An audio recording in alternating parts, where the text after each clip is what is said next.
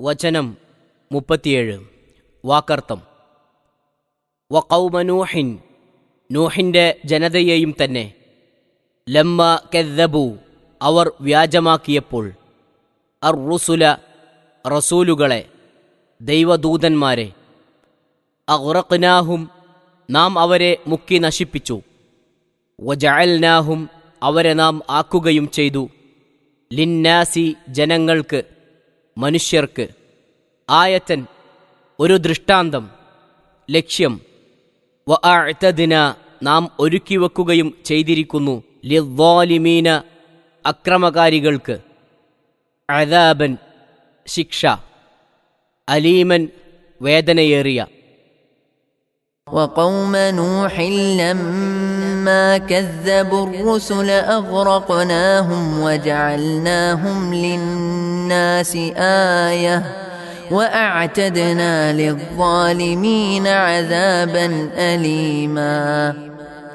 നൂഹിന്റെ ജനങ്ങളെയും തന്നെ അവർ റസൂലുകളെ വ്യാജമാക്കിയപ്പോൾ നാം മുക്കി നശിപ്പിച്ചു. അവരെ മനുഷ്യർക്ക് നാം ഒരു ദൃഷ്ടാന്തമാക്കി തീർക്കുകയും ചെയ്തു. അക്രമകാരികൾക്ക് വേദനയേറിയ ശിക്ഷ നാം തയ്യാറാക്കി വെക്കുകയും ചെയ്തിരിക്കുന്നു. വചനം 38 വാക്കർത്ഥം. വആദൻ, ആദിനെയും. വസമൂദ, സമൂദിനെയും. വഅസ്ഹാബർ റസ്സി, റസ്സുകാരെയും. വഖുറൂനൻ, തലമുറകളെയും കാലക്കാരെയും. ബൈനദാലിക, അതിനിടയിൽ. കസീറൻ, വളരെ, അനേകം. وعادا وثمود وأصحاب الرس وقرونا بين ذلك كثيرا. ആദിനെയും സമൂദിനെയും റസ്സുകാരെയും അതിനിടയിലായി അനേകം തലമുറകളെയും നാം നശിപ്പിച്ചിട്ടുണ്ട്. വചനം 39 വാക്കർത്ഥം. വകുല്ലൻ, എല്ലാവർക്കും. ദറബ്നാ ലഹു, അവർക്ക് നാം വിവരിച്ചു കൊടുത്തു, ഏർപ്പെടുത്തി കൊടുത്തു. അൽ അംസാല, ഉദാഹരണങ്ങൾ, ഉപമകൾ. വകുല്ലൻ, എല്ലാവരെയും. തബ്ബർന, നാം നശിപ്പിച്ചു, താറുമാറാക്കി. തത്ബീറൻ, ഒരു നശിപ്പിക്കൽ, താറുമാറാക്കൽ. وكلا ضربنا له الأمثال وكلا تبرنا تتبيرا. എല്ലാവർക്കും തന്നെ നാം ഉദാഹരണങ്ങൾ വിവരിച്ചു കൊടുത്തു. അവരത് നിരസിച്ചു കളഞ്ഞു. എല്ലാവരെയും നാം പാടെ നശിപ്പിച്ചു കളയുകയും ചെയ്തു. 37 മുതൽ 39 വരെയുള്ള വചനങ്ങളുടെ വിശദീകരണം. ഹൂദ് അലൈഹിസ്സലാത്തു വസ്സലാം നബിയുടെ സമുദായമാണ് ആദ് ജനത.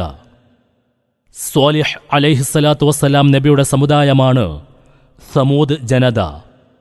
റസ്സുകാർ അഥവാ അസ്ഹാബുർ റസ് എന്നു പറഞ്ഞത് ഏത് ജനതയെ ഉദ്ദേശിച്ചാണെന്ന് ഖണ്ഡിതമായി നമുക്ക് പറയുവാൻ വയ്യ.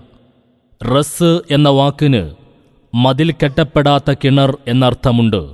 ഒരു കിണറ്റിനരികെ അഥവാ വെള്ളത്താവളത്തിൽ വസിച്ചിരുന്നതുകൊണ്ടാണ് അവർക്ക് ഈ പേര് വന്നതെന്ന് ചിലർ പറയുന്നു. യമാമയിലോ മറ്റോ ഉൾപ്പെട്ട ഒരു രാജ്യമാണ് റസ് എന്നും ആ രാജ്യക്കാരാണ് ഇവരെന്നും മറ്റും വേറെയും അഭിപ്രായങ്ങളുണ്ട്. അല്ലാഹു അഅലം.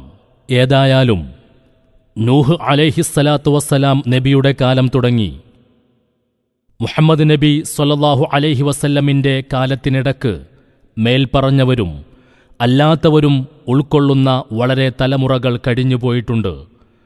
പല ജനതയും അവരുടെ നബിമാരെ നിഷേധിക്കുകയും അക്കാരണത്താൽ അള്ളാഹുവിൻ്റെ കോപത്തിനും ഭയങ്കര ശിക്ഷകൾക്കും പാത്രമാകുകയും ചെയ്തിട്ടുണ്ടെന്ന് ചൂണ്ടിക്കാട്ടുകയും ഈ വസ്തുത ഈ മുശ്രിക്കുകളും ഓർത്തുകൊള്ളട്ടെ എന്ന് ഓർമ്മിപ്പിക്കുകയുമാണ് ഈ ആയത്തുകളുടെ താൽപ്പര്യം.